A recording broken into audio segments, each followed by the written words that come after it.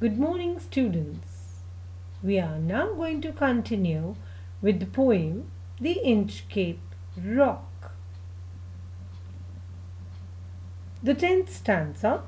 Down sunk the bell with a gurgling sound. The bubbles rose and burst around. Quoth Sir Ralph, the next who comes to the rock won't bless the abbot of Aberbrothok.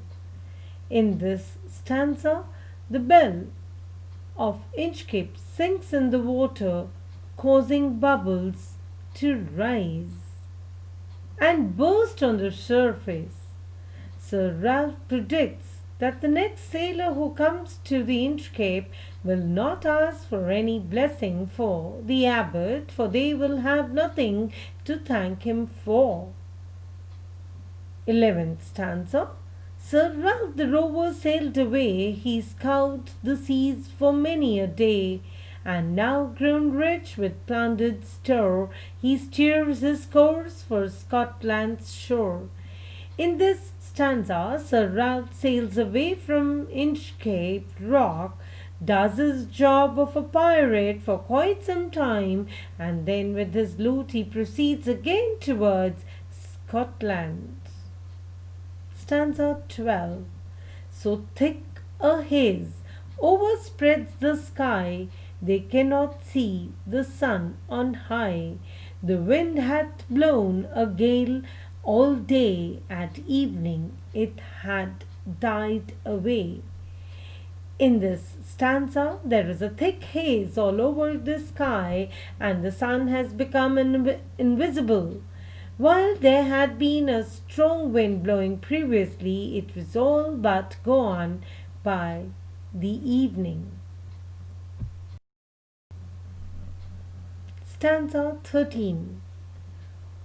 On the deck the rover takes his stand, so dark it is they see no land. Quoth Sir Ralph, it will be lighter soon, for there is the dawn of the rising moon. In this stanza, Sir Ralph stands on the deck, but cannot see any land around him. He tells his crew that once the moon rises, there will be some light for them to see. Stanza 14. Canst hear, said one, the breakers roar? For methinks we should be near the shore. Now where we are I cannot tell, but I wish I could hear the Inchcape bell.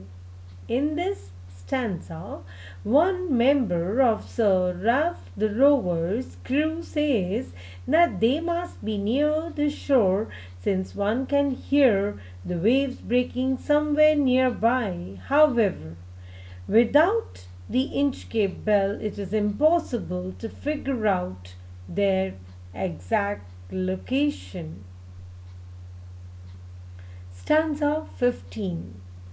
They hear no sound, the swell is strong, though the wind hath fallen, they drift along, till the vessel strikes with a shivering shock. O Christ, it is the Inchcape Rock. In this stanza, the ship is moving slowly through the water till it suddenly strikes a large object and its entire structure is shaking. The crew realizes that they have hit the Inchcape Rock.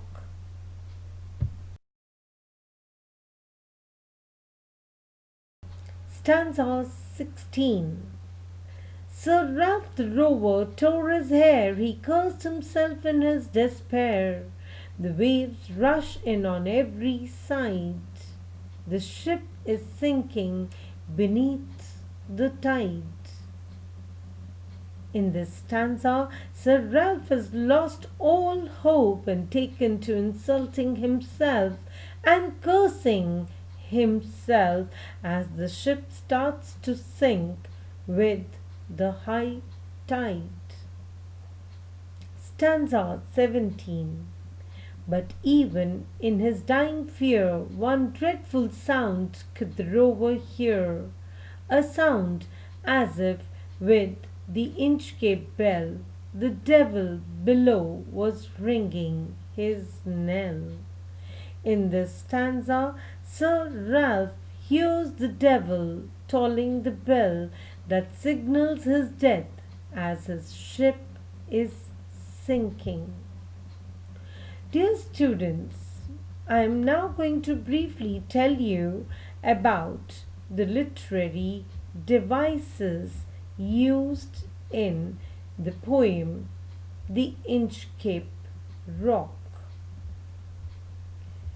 As we all are aware of the various literary devices used in the poem, you should also understand the various aspects of the literary devices used in here.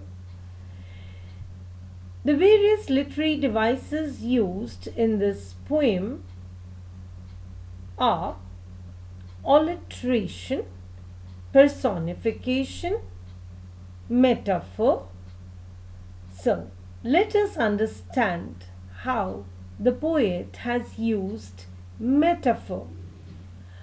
A metaphor is that figure of speech where comparison of two different things are implied but not clearly stated.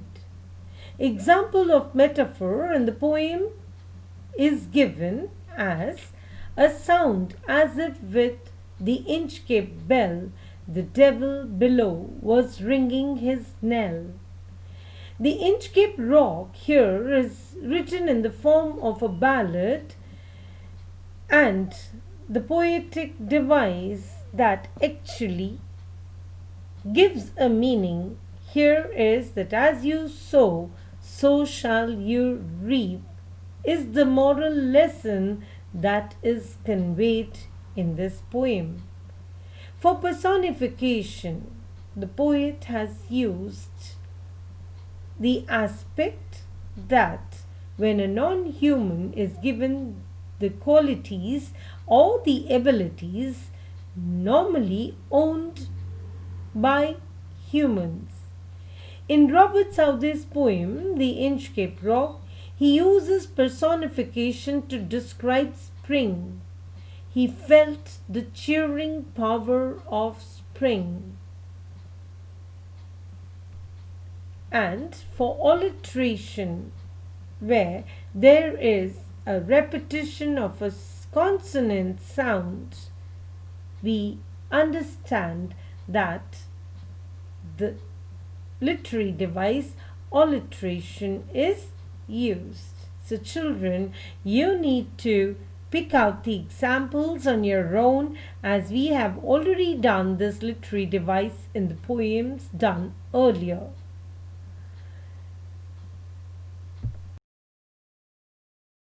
At the end of this poem, there is a worksheet. You will read the extract and you will answer the questions that follow. Please do your work neatly in your fair notebooks. Thank you, children.